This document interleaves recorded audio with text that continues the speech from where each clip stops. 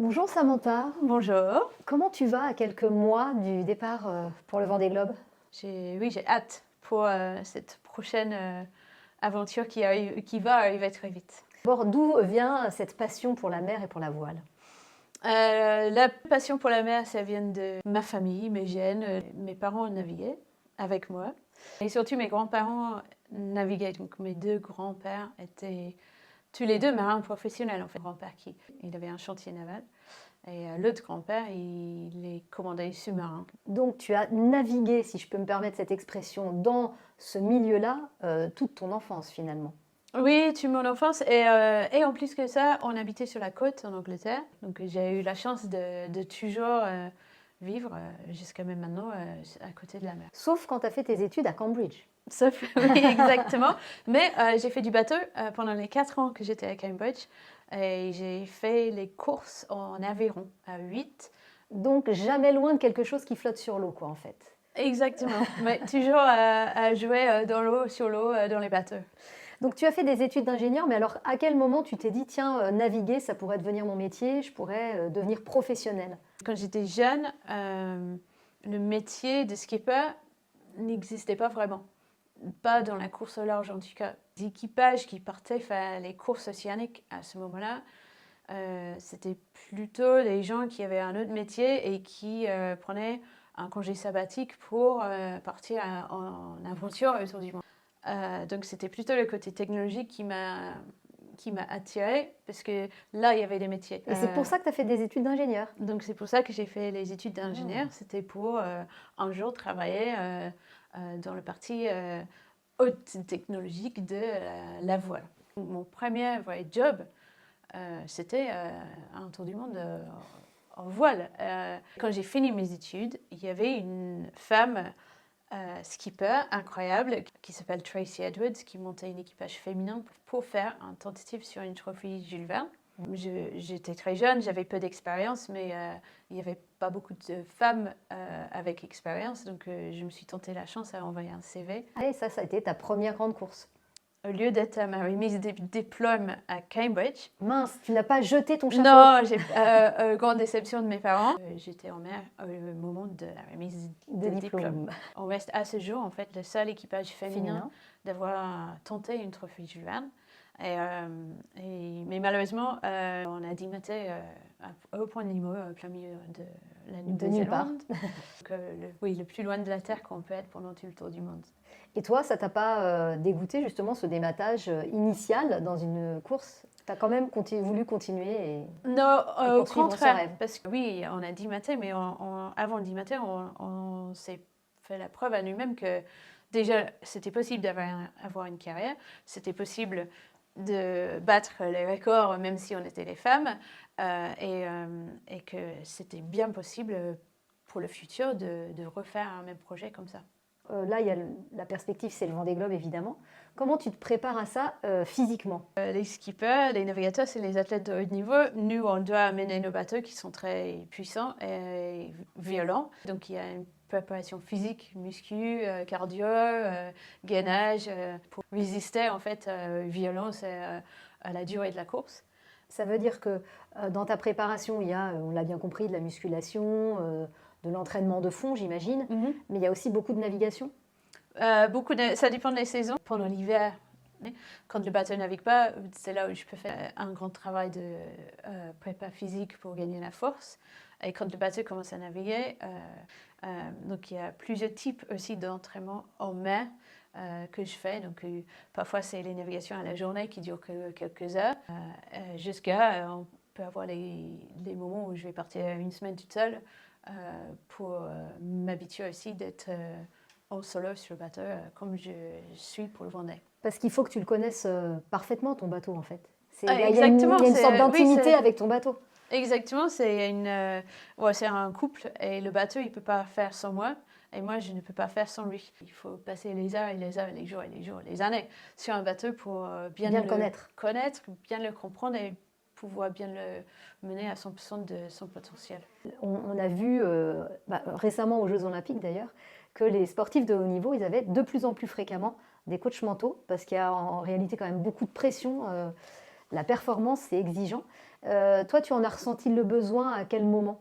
J'ai fait appel à quelqu'un après le dernier Vendée Globe où j'ai eu une collision où je me suis blessée et je me suis fait très peur aussi parce que c'était très violent comme collision. Quand je suis repartie, en fait, j'ai rendu compte que j'avais souffert plus que j'avais imaginé. Donc là, j'ai fait appel à quelqu'un avec qui j'ai travaillé pour essayer d'être sûre que je n'allais pas gâcher le plaisir que j'ai de naviguer par la suite, de faire les courses et aussi pour pas ralentir. Oui, À être cause paralysé de... par la peur de ce qui t'est arrivé. Exact. Quand il a vu le radio de mes côtes, il a dit je pense que c'est un peu comme dans un accident de voiture et les gens qui ont des séquelles physiques comme ça, ils ont besoin aussi de bien gérer dans la tête pour pas souffrir après derrière. Tu t'es fait peur lors du dernier Vendée Globe lorsque tu as heurté cet OFNI. De manière générale, ce sport, la course au large, c'est un sport dangereux. Il y a toujours le risque de casser, de démater et pourquoi pas même d'aller à l'eau. T'y penses? Oui, je pense parce que parfois il y a des accidents qui arrivent, Ouais. mais c'est aussi un sport où on est très bien encadré et on a énormément de matériel de sécurité et beaucoup de formation. Après, la voile, on peut se mettre en danger aussi par la façon qu'on navigue et si on s'attache ou pas, si on utilise un matériel de sécurité ou pas. Mais d'avoir vécu petite sur un bateau, il y a beaucoup de choses dans la sécurité en mer, le respect aussi de l'océan, la puissance de l'océan que j'ai appris de mes parents. Quand on fait la course au large, il faut prendre les risques, il faut pousser. Mais souvent, si on prend trop de risques, on peut se mettre en danger, mais on peut aussi mettre le matériel en danger et souvent, on a plus de probabilité de perdre la course parce qu'on a trop pris de risques que l'inverse. Donc, c'est un bon dosage à trouver finalement entre ouais. la vitesse qu'il faut avoir et Mhm. le risque trop important qui risquerait d'aller à la casse. Et puis finalement, de ne pas prendre les risques, finalement la manœuvre est plus facile, on va plus vite et on dépense moins d'énergie et dans le long terme, on gagne. Donc, Tu parles de ta force physique. La course au large, c'est un sport où hommes et femmes courent ensemble. Il n'y a pas de catégorie. C'est assez rare pour être signalé. oui. Est-ce que c'est possible aujourd'hui, avec les bateaux actuels, qu'une femme comme toi gagne une course face à des hommes? Oui, moi je crois que c'est possible qu'une femme gagne une course parce que je pense que je ne serais pas là si je pensais que c'était pas possible. Parce que je ne fais pas que pour faire la course, je fais pour Gagner. essayer de gagner. Cette année, j'ai fait un podium. Donc, j'étais pas loin derrière celui qui a gagné. Donc, ça m'a un peu confirmé cette théorie-là. Oui, oui. Tu es maman aussi. Est-ce que ça a changé quelque chose aussi dans ta façon d'aborder ton sport et dans les départs? Donc, quand je suis devenue maman, ça n'a pas changé la façon que je navigue. Ça n'a pas non plus changé mon passion et mes envies d'être en mer et l'envie de partir. Maintenant, il faut être un peu plus organisé. Ouais, c'est une charge mentale supplémentaire. Énorme. Oui, mais il ne faut pas que je pense à mon fils quand je suis sur mon bateau parce que c'est trop tard. Tu sois concentré Je suis uniquement sur ton bateau. Exactement, à 100% sur le bateau et la course. Et il y a peu d'athlètes en fait qui partent pour Autant 3 de temps. mois. Bah oui. Et une fois que tu pars, bien sûr, tu prends des nouvelles de Ruben, mais tu arrives à faire le vide, à ne pas penser à cette logistique-là, à pas t'inquiéter pour lui quand tu es en mer. C'est ça l'objectif. Le Vendée Globe, tu as terminé 4e en 2008. Là, on est 16 ans plus tard. C'est quoi cette petite grimace? Est-ce que le temps qui passe est un handicap ou au contraire est un atout? Pour moi, le temps qui passe est un atout. La voile, c'est l'expérience. Et c'est un peu la magie de la voile ou la beauté de la voile. Parfois, c'est frustrant aussi, parce que quand j'étais jeune, au taquet, j'arrive, j'étais à Danf en pleine forme, et puis on se fait battre par un vieux qui passe avec sa cigarette dans sa bouche, parce qu'en fait, lui, il a juste vu le nuage qui passe et il a fait la stratégie parfaite pour pour doubler tout le monde, c'est un peu énervant parce que c'est pas la force physique qui fait la différence, c'est la force mentale et l'expérience. Donc c'est là où le temps Est un ami. est un ami, oui. Ouais. Et tu penses que tu seras plus forte encore sur ce Vendée Globe que sur les précédents? Je suis sûre. Je suis sûre et je ressens que chaque année je navigue, j'apprends des choses et je deviens plus forte. Et parfois on apprend le plus par les années qui sont difficiles. Le dernier Vendée Il a été où difficile. j'ai eu beaucoup de galères. D'avoir vécu tout ça et d'aller jusqu'au bout, parce que j'ai fini quand même le tour du monde hors course, j'ai gagné énormément sur plein de domaines différents. Les femmes, tu disais que c'était vraiment un sport mixte, effectivement, mais il y en a quand même moins que d'hommes. Hein. Prochaine édition, on va être 6 femmes sur 40. Comment tu expliques cette disproportion? Dans l'histoire du sport, ça fait très peu de temps que les femmes font du sport. Pourquoi déjà, il y a peu de temps, les femmes, on était obligées de porter des jupes jusqu'aux longues, chevilles. Il y avait des règles en fait de société qui fait que les femmes ne faisaient pas de sport, point. Donc je pense dans l'histoire du sport et dans l'histoire de la mixité dans la voile, on est assez proche de l'entrée des femmes dans ce sport. Et donc, on ne peut pas forcer à attendre qu'il y a 50-50 tout de suite. Ça t'a fait quoi de recevoir la médaille de l'Ordre du Mérite? C'était incroyable d'être reconnue pour ce que je fais, mais je, c'est pas le bon mot, parce que moi, j'ai la médaille sur moi, mais je pense qu'il y a toute une équipe de personnes autour de moi qui donnent autant que moi, en fait, pour ce projet. Donc, c'est ça qui, pour moi, la fierté pour moi, et je trouve que c'est dommage que tu ne puissiez pas tous l'avoir. Ne puisse pas avoir la médaille, parce que c'est une chaîne de solidarité. Justement, on va en parler de l'association, parce que ça fait partie intégrante de ce projet depuis le début. Et à quel point ça compte dans une course de savoir que derrière, tu sauves des enfants? Pour moi, c'est aussi important que la compétition, et c'est important que le fait de naviguer puisse changer les vies de ces familles-là. Je ne pouvais pas juste naviguer pour un sponsor sans faire quelque chose de bien à côté. C'est super important. Ça a donné envie aux autres et c'est devenu plus normal de vraiment mettre des causes en avant.